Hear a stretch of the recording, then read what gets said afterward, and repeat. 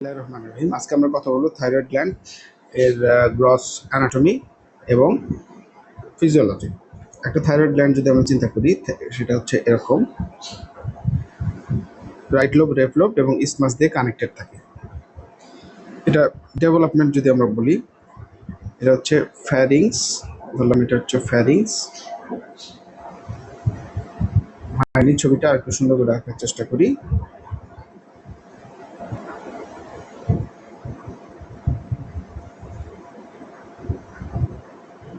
এটা ধরলাম ফ্যারিংস। Floor of the মাউথের এন্ডোডার্মে যে ফোরামেন সিকাম থাকে, এর আশেপাশে থেকে থাইরয়েড গ্ল্যান্ডটা তৈরি হয় এবং থাইরোগ্লোসাল ডাক দিয়ে সেটা নিচে নেমে আসে। নিচে নেমে C3-4 লেভেলে অবস্থান করে অ্যাডাল্ট অবস্থায়। তার মানে ডেভেলপমেন্ট হচ্ছে এন্ডোডার্ম অফ দ্য ফ্যারিংস, এবং সেটা ফোরামেন সিকাম এর আশেপাশে সেল থেকে তৈরি হয়ে থাইরোগ্লোসাল ডাক দিয়ে নিচে নেমে আসে এবং C3-4 অবস্থানে C3-4 পজিশনে অবস্থান করে। এর মধ্যে থাকে এরকম অ্যাসিনাই, থাইরয়েডের মধ্যে অ্যাসিনাই বা থাইরয়েড লোবিউল থাকে, এবং লোবিউলের মাঝখানে যে সেলগুলো থাকে এগুলোকে বলা প্যারাফলিকুলার সেল। এই প্যারাফলিকুলার সেলগুলো তৈরি হয় ultimo branchial body, ultimo bronchial body থেকে। আলটিমো ব্রঙ্কিয়াল বডি মানে হচ্ছে আলটিমো ব্রঙ্কিয়াল মানে শেষ ফ্যারিঞ্জিয়াল যে পাউচ আছে, ফোর্থ অথবা ফিফথ, এটা হচ্ছে শেষ। আলটিমো মানে শেষ ব্রঙ্কিয়াল, এই যে ফ্যারিঞ্জিয়াল পাউচের বডি মানে একটা সেলগুলো, এই সেলগুলো থার্ড ফোর্থ ব্রঙ্কিয়াল পাউচ থেকে আসে, যেটাকে বলে আলটিমো ব্রঙ্কিয়াল বডি থেকে তৈরি হয় ফোর্থ ফ্যারিঞ্জিয়াল পাউচ। এবং বাকি যে থাইরয়েড অন্যান্য টিস্যুগুলো, সেগুলো তৈরি হয় endoderm of the pharynx, floor of the মাউথের। আচ্ছা,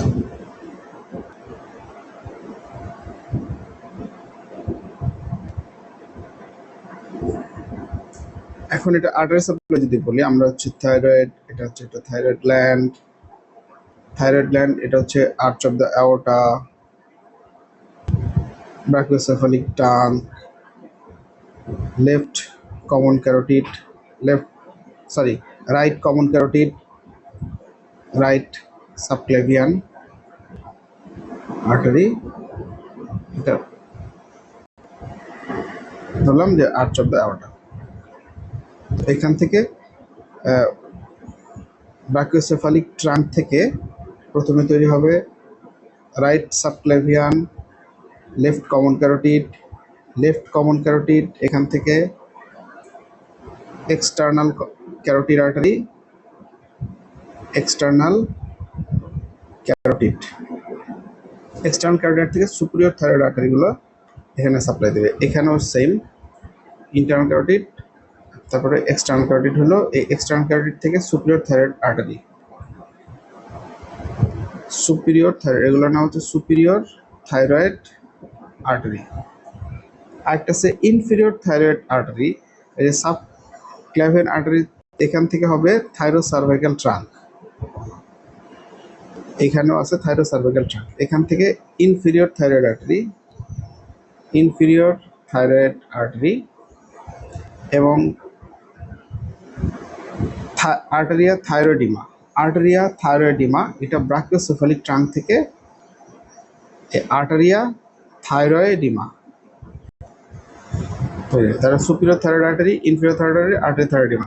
superior thyroid artery from external carotid artery, inferior thyroid artery subclavian artery থেকে আসবে,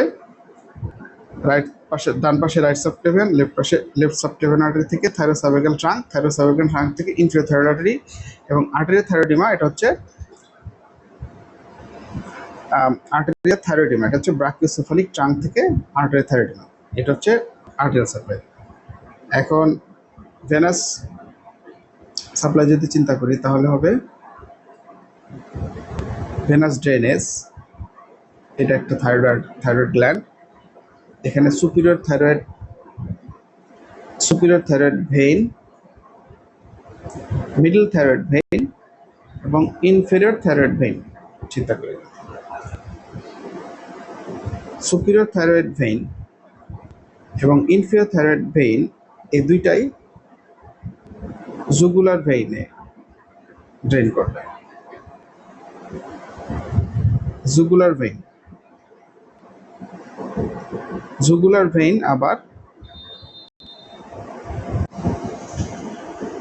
জুগুলার ভেইন এখান থেকে সাবক্লেভিয়ান ভেইনের সাথে যুক্ত হয়ে ব্রাকিওসেফালিক ট্রাঙ্ক তৈরি করে।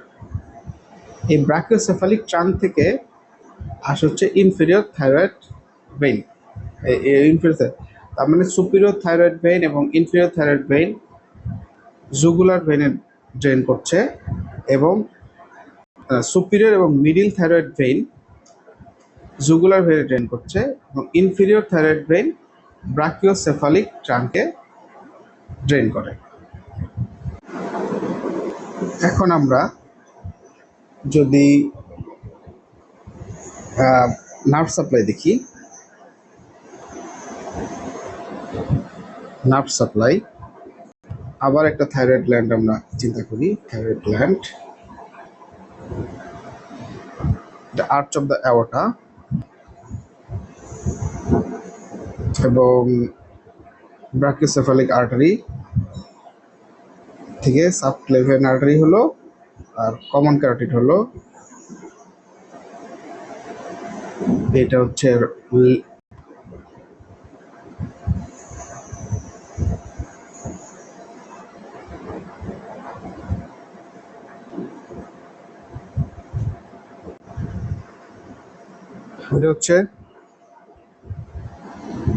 Brachiocephalic artery. এখান থেকে রাইট সাবক্লেভিয়ান এবং কমন ক্যারোটিড,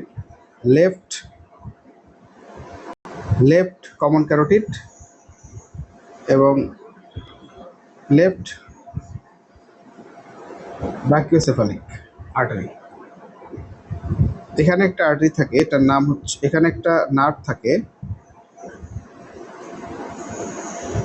এটা ভ্যাগাস নার্ভ থেকে তৈরি হয়। এটা ভ্যাগাস নার্ভ থেকে তৈরি হয়ে রিকারেন্ট ল্যারিঞ্জিয়াল নার্ভ, এই পাশে রিকারেন্ট ল্যারিঞ্জিয়াল নার্ভ,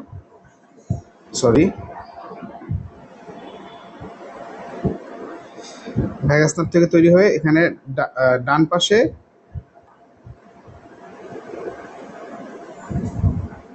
এই যে subclavian artery, right subclavian artery এবং ব্রাকিওসেফালিক ট্রাঙ্ক, ব্রাকিওসেফালিক আর্টারি, এটা নিচ থেকে এরকম আর্চ করে উপরে উঠে আসে।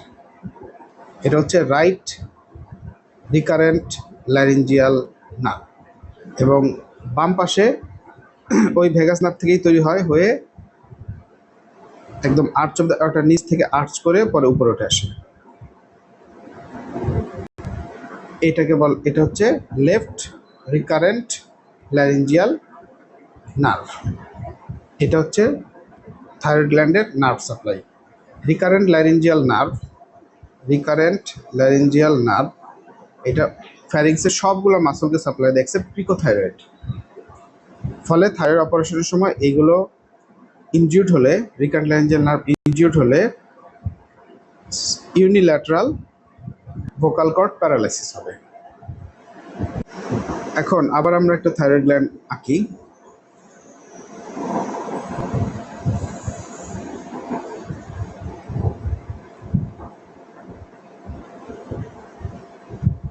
থাইরয়েড গ্ল্যান্ড, এখানে থাকে অ্যাসিনাই বা থাইরয়েড লোবিউল, আর মাঝখানে যেগুলো থাকে এগুলো হচ্ছে সি সেল,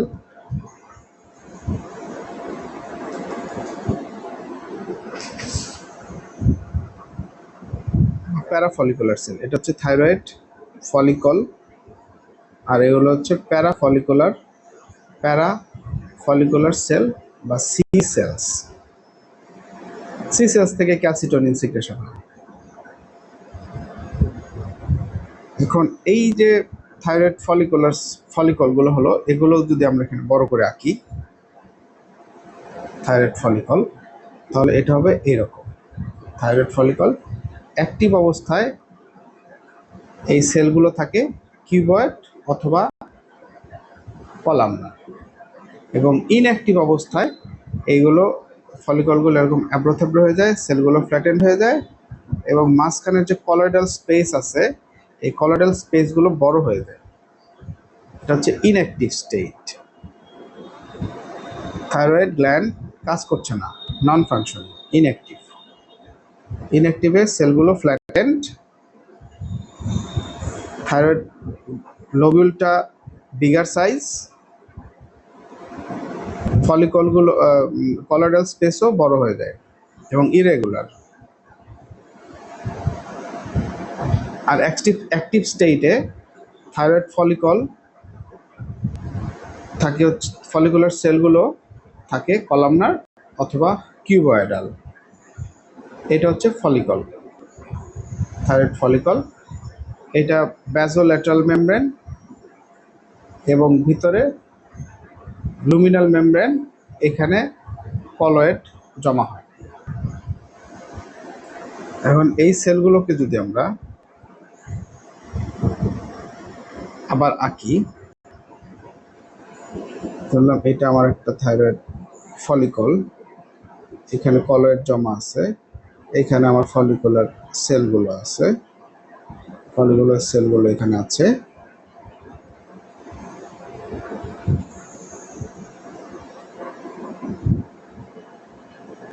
এখন এটা কিভাবে কাজ করে সেজন্য আমরা একটা সেলকে আমরা বড় করি।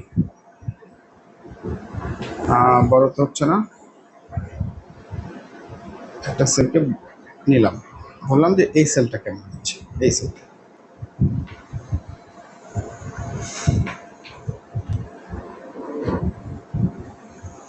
এই সেলটা নিচ্ছে। এখানে আমাদের ব্রেইন থেকে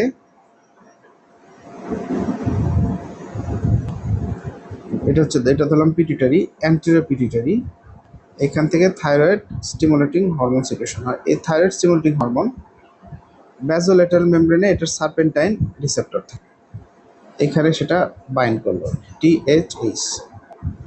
এটা বাইন্ড করার ফলে আমাদের যে সেলের থাইরয়েড ফলিকুলার যে সেল, সেখানে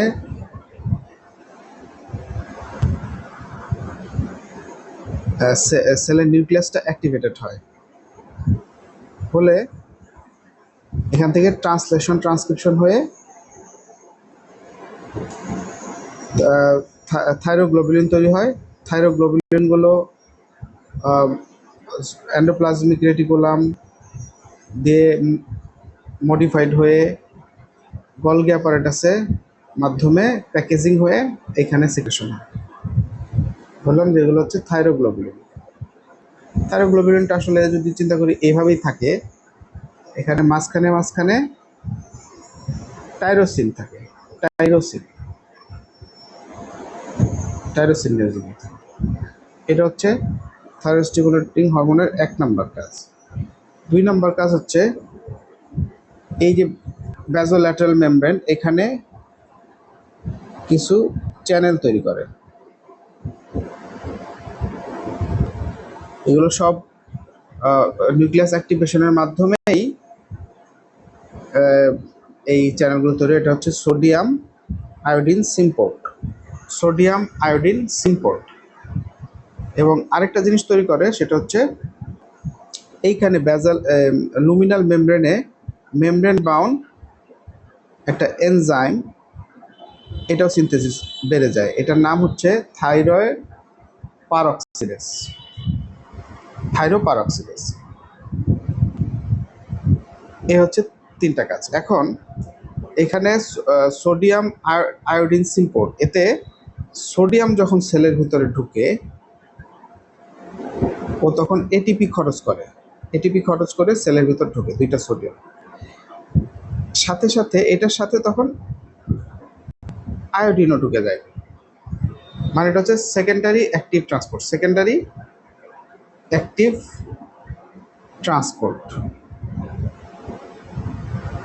এই আয়োডিনটা এই থাইরয়েড পারঅক্সিডেজ এটাকে অক্সিডাইজড করে আয়োডাইডকে আয়োডিন তৈরি করে। এবং এই আয়োডিনগুলো এই যেখানে বলছিলাম থাইরয়েড পারঅক্সিডেজ এনজাইম, এই থাইরোপারঅক্সিডেজ এবং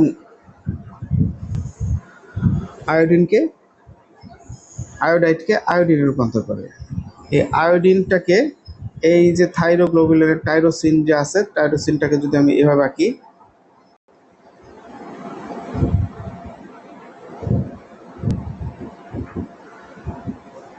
হয়নি, আবার আঁকি।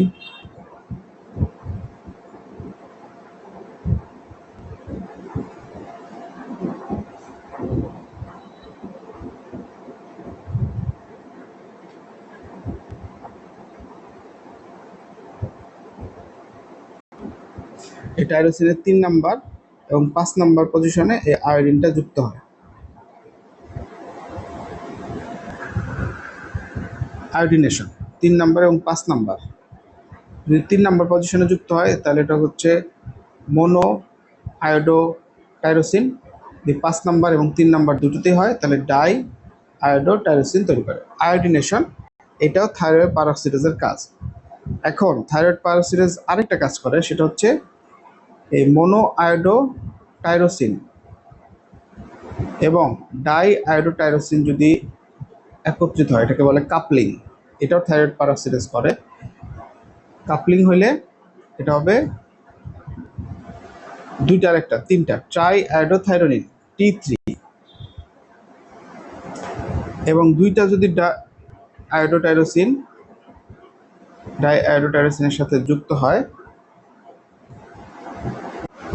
দুইটা ডাই আয়োডোটাইরোসিন যদি একসাথে হয় তাহলে হবে থাইরোক্সিন অথবা T4। এটাও আমাদের ওই থাইরয়েড পারঅক্সিডেজের কাজ।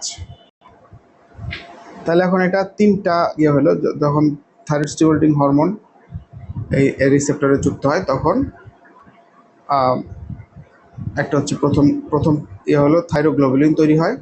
থাইরোগ্লোবুলিন আয়োডিন সেলের ভিতরে ঢুকে আয়োডিন আয়ন হিসাবে সোডিয়াম আয়োডিন সিমপোর্টের মাধ্যমে, সোডিয়াম আয়োডিন সিমপোর্ট এটা হচ্ছে একটা সেকেন্ডারি অ্যাক্টিভ ট্রান্সপোর্ট, এটাকে বলা হয় আয়োডিন ট্র্যাপিং। ট্র্যাপিং বলা হয় এই অর্থে যে এক্সট্রাসেলুলার স্পেসে আয়োডিনের কনসেন্ট্রেশন কম থাকে, ইন্টারসেলুলার স্পেসে আয়োডিন বেশি থাকে, তারপরেও কম কনসেন্ট্রেশন থেকে বেশি কনসেন্ট্রেশনে আয়োডিনকে ঢুকতে হয়। এটা প্রায় বাইরের থেকে ভিতরে 30 থেকে 40% বেশি থাকে কনসেন্ট্রেশন, তারপরেও ঢুকে। এই জন্য প্রথম কথা হচ্ছে আয়োডিন ট্র্যাপিং। 2 নাম্বার হবে আয়োডিনটাকে অক্সিডাইজ করে আয়োডাইড তৈরি করা, আয়োডিন ট্র্যাপিং। তারপরে আয়োডাইডকে আয়োডিনে রূপান্তর করা, আয়োডাইড অক্সিডেশন। তারপরে এই আয়োডিনকে এই টাইরোসিনের সাথে যুক্ত করে, টাইরোসিনের সাথে যুক্ত হচ্ছে অর্গানোফিকেশন। আর সর্বশেষ এই যে মোনো আয়োডোটাইরোসিন এবং ডাইআয়োডোটাইরোসিন তৈরি হলো, এগুলোকে কাপলিং। এই তিনটা রিয়াকশনের জন্যই আমার থাইরয়েড পারঅক্সিডেজ খুব গুরুত্বপূর্ণ।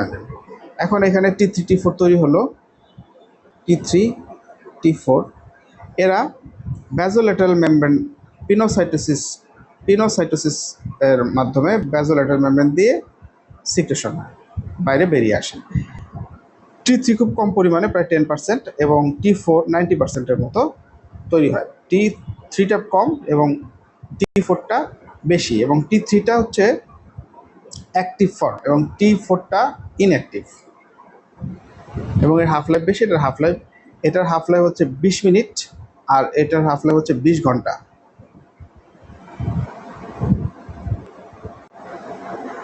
এখন T3 T4 তৈরি হলো, এগুলোর ফাংশন কি এখন আমরা দেখব।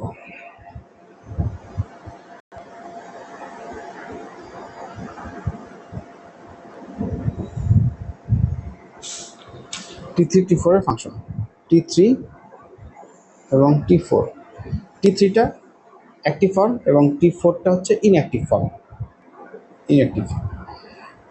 T3 এটা সেলের সাথে যখন এটা T3 করে কি, এটা আমি একটা সেল চিন্তা করি, সেলের এটা হচ্ছে একটা নিউক্লিয়াস, এটা ডিএনএ,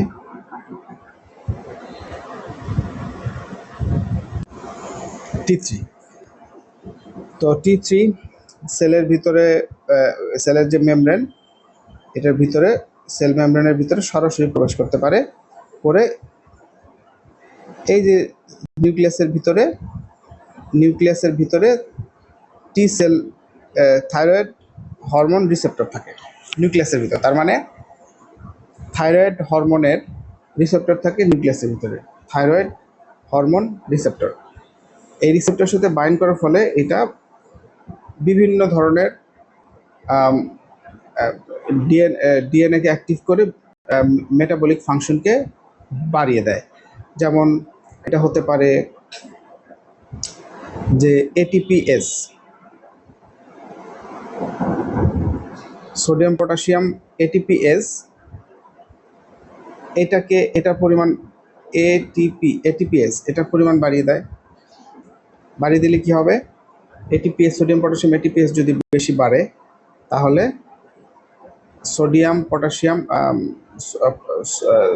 সোডিয়াম বের করার জন্য, সোডিয়াম বেশি বেশি বের করার জন্য এখানে এটিপি খরচ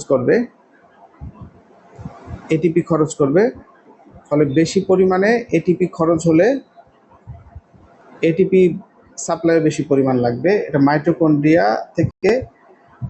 মাইটোকন্ড্রিয়া থেকে ইলেকট্রন ট্রান্সপোর্ট চেইনের মাধ্যমে বেশি বেশি এটিপি তৈরি করতে হবে, এবং বেশি বেশি এটিপি তৈরি হলে তার বেশি বেশি পরিমাণ অক্সিজেন, এটা ইলেকট্রন ট্রান্সপোর্ট চেইনের মধ্যে অক্সিজেন কনজাম্পশন হবে। ফলে মূলত দুইটা কাজ হবে, একটা হচ্ছে অক্সিজেন কনজাম্পশন বেড়ে যাবে,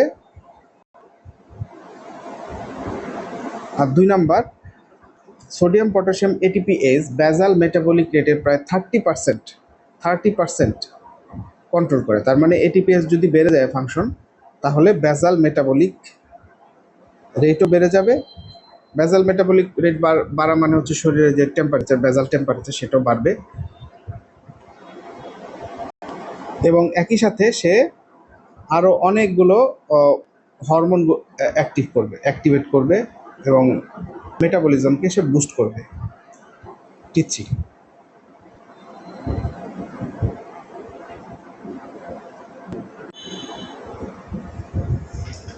তো এটাকে বলা হচ্ছে calorigenic action of thyroid hormone. এখন এই ক্যালোরিজেনিক অ্যাকশন বেশি বেশি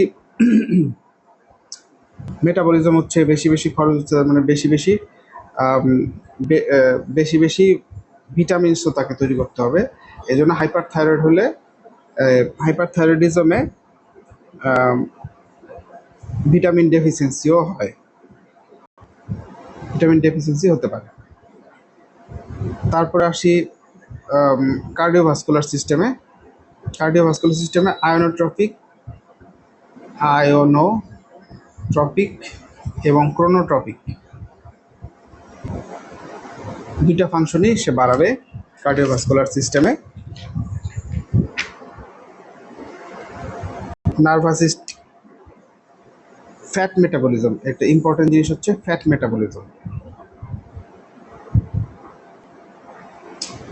মেটাবলিজমে একটু ডিপলি চিন্তা করতে হবে।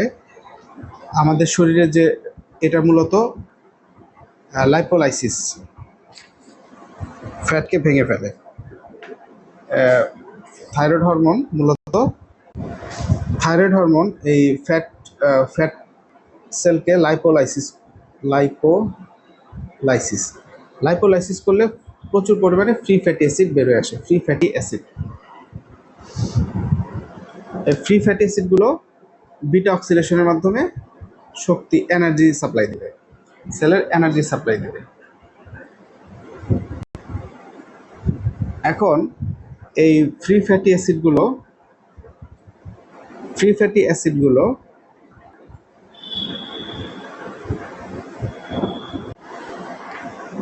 আচ্ছা, তাহলে T3 বা থাইরয়েড হরমোন ফ্যাটকে লাইপোলাইসিস করে ফ্রি ফ্যাটি অ্যাসিড বাড়ায় দেয়। আরেকটা কাজ করে সে এলডিএল লিভারে এলডিএল রিসেপ্টর বাড়ে, লিভারে এলডিএল রিসেপ্টর বাড়ে। এলডিএল এলডিএল এর কাজ হচ্ছে, এলডিএল ধরলাম এই ফোঁটাগুলো হচ্ছে এলডিএল, মাঝখানে কোলেস্টেরল থাকে, এইগুলোকে কোলেস্টেরলকে এলডিএল এরকম এসকর্ট করে বহন করে সার্কুলেশন। তো লিভারে যখন কোলেস্টেরল এলডিএল রিসেপ্টর বেড়ে যাবে, তো এলডিএল রিসেপ্টরের সাথে বাইন্ড করে এটা লিভারে কোলেস্টেরলটা অ্যাবজর্পশন, লিভারে কোলেস্টেরলটা টেকেন আপ হবে, মানে লিভার কোলেস্টেরলটাকে গ্রহণ করবে, করে এটা বাইল সিক্রেশনের জন্য এই কোলেস্টেরলটাকে ব্যবহার করবে। ফলে রক্তে কোলেস্টেরল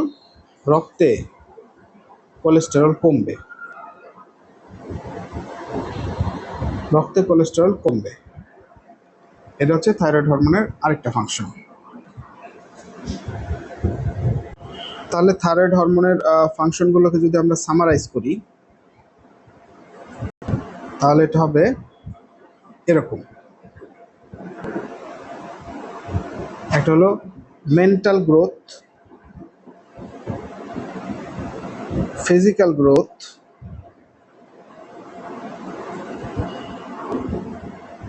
এবং বেজাল মেটাবলিক রেট। এটা থাইরয়েড হরমোনের কারণে প্রায় 60 থেকে 100% পর্যন্ত বাড়তে পারে। আরেকটা ফাংশন আছে sensitivity to adrenergic drive, sensitivity to adrenergic drive. Mental growth মানে মেন্টাল ডেভেলপমেন্টের জন্য থাইরয়েড হরমোন দরকার, ফিজিক্যাল বোন গ্রোথ এবং ওভারঅল গ্রোথের জন্য T3 থাইরয়েড হরমোনের প্রয়োজন আছে, এবং অ্যাড্রেনার্জিক ড্রাইভের জন্য থাইরয়েড হরমোন দরকার। এখন এটার রেগুলেশন যদি চিন্তা করি, থাইরয়েড হরমোনের রেগুলেশন আমাদের লিভার থেকে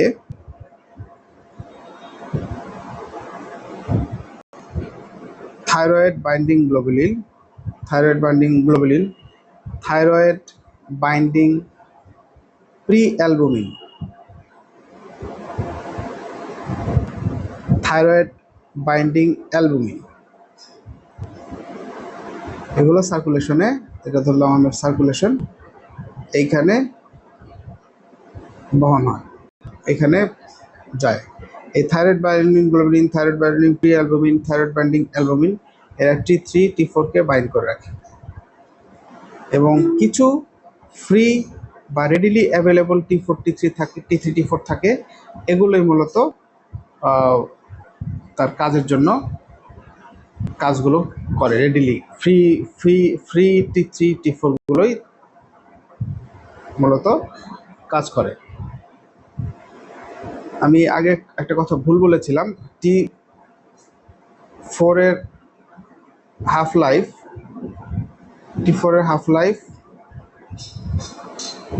6 দিন এবং T3 হাফ লাইফ 1 দিন।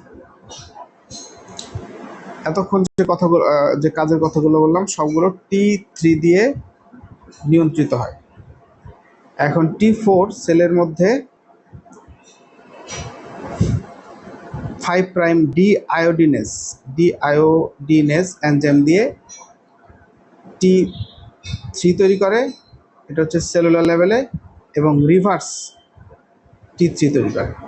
রিভার্স T3 ইনঅ্যাক্টিভ, এটা কোনো কাজ করে না। এই T3 যেটা সেলুলার লেভেলে তৈরি হলো, এটাই মূলত ওর কাজের জন্য দায়ী, এই কাজগুলো করে। এখন একটা কথা আমি বলেছিলাম যে থাইরয়েড হরমোন অক্সিজেন কনজাম্পশন বাড়ায়, এক্সেপ্ট ব্রেইন,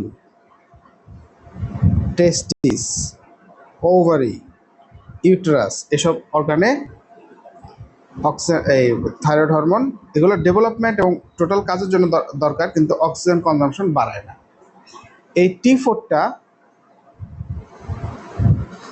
এই ব্রেইনে T3 T4 এর তো তেমন অক্সিজেন কনজাম্পশনের ক্ষেত্রে কোনো ইফেক্ট নেই। T4 বরং ব্রেইনের অ্যান্টেরিওপিটুইটারিতে, এটা ধরলাম আমি পিটুইটারি, অ্যান্টেরিওপিটুইটারিতে T4 অ্যান্টেরিওপিটুইটারি, এটার অক্সিজেন কনজাম্পশন আরও কমায়। যখন T4 লেভেল বাড়ে তখন এই অ্যান্টেরিওপিটুইটারি অক্সিজেন কনজাম্পশন কমে যায়। কমে গেলে এরা থাইরয়েড স্টিমুলেটিং হরমোন এটাও কমে যায়। কমে গেলে ও আর ওই থাইরয়েড ফলিকলকে স্টিমুলেশন কমিয়ে দেয়, ফলে T3 T4 প্রোডাকশনও কমে যায়। এটা হচ্ছে একটা রেগুলেশন। এখন কি কি কারণে থাইরয়েড হরমোন বাড়ে, থাইরয়েড হরমোনের ফাংশন অথবা থাইরয়েড হরমোন T3 T4 বাড়ে কখন? এক নম্বর, যখন থাইরয়েড স্টিমুলেটিং হরমোন বাড়বে তখন বাড়বে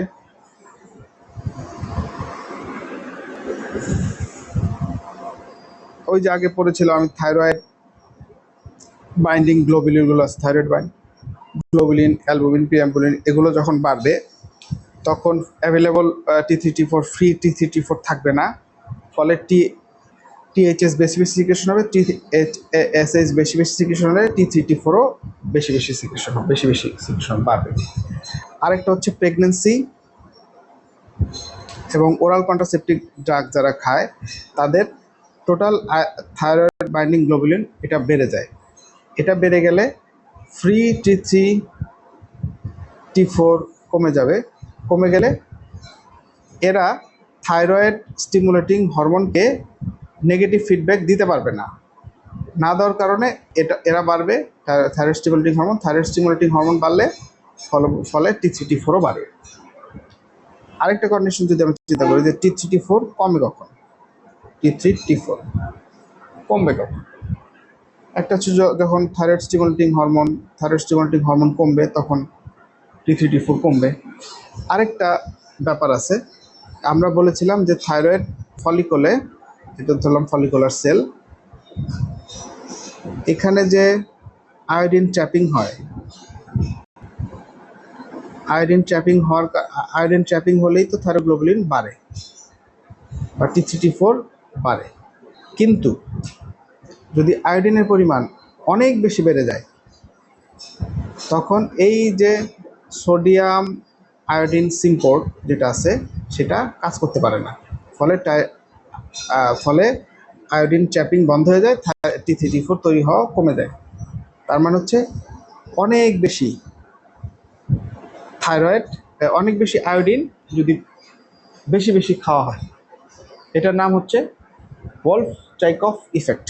ওলফ-চাইকফ ইফেক্ট।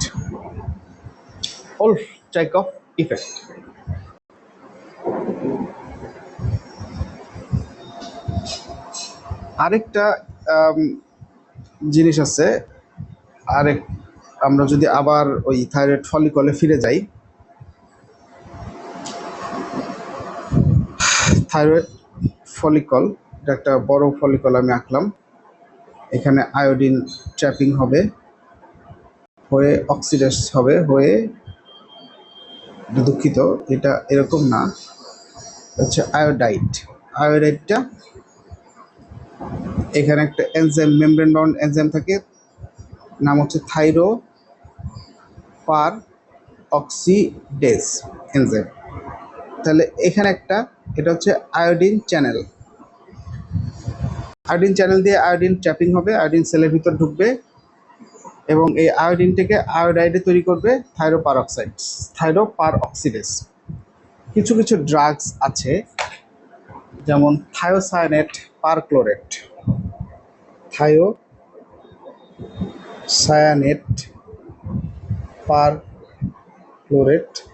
এরা এই আয়োডিন চ্যানেলকে ইনহিবিট করে, ফলে আয়োডিন ট্র্যাপিং হয় না, ফলে T3 T4 তৈরি হওয়া কমে যায়।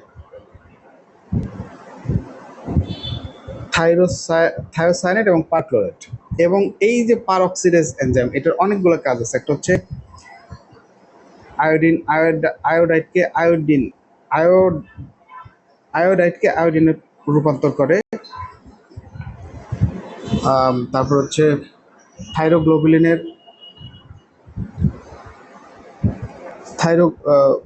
থাইরোগ্লোবুলিনের আয়োডিনেশন কাপলিং, এই রিঅ্যাকশনগুলো করে হচ্ছে থাইরোপারক্সিডেজ। এই থাইরোপারক্সিডেজকে ইনহিবিট করে কার্বিমাজল এবং প্রোপাইল থায়োইরাসিল।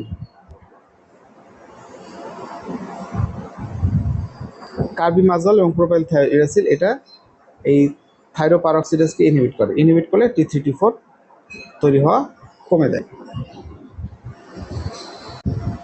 আরও কিছু কন্ডিশন আছে, যেমন যদি আমরা ধরি লিভার সিরোসিসে লিভার কাজ করে না, ফলে থাইরয়েড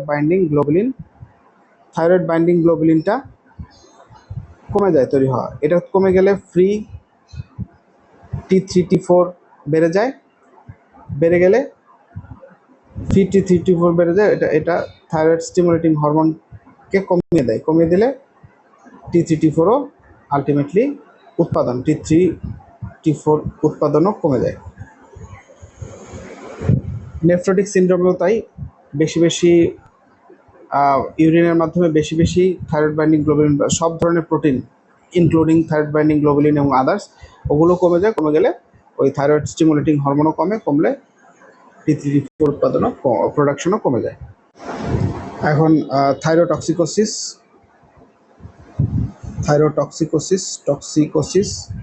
হাইপারথাইরয়েডিজম এবং হাইপোথাইরয়েডিজম, কন্ডিশনগুলো একটু পড়ে নিলেই এখান থেকে ফিজিওলজি শেষ।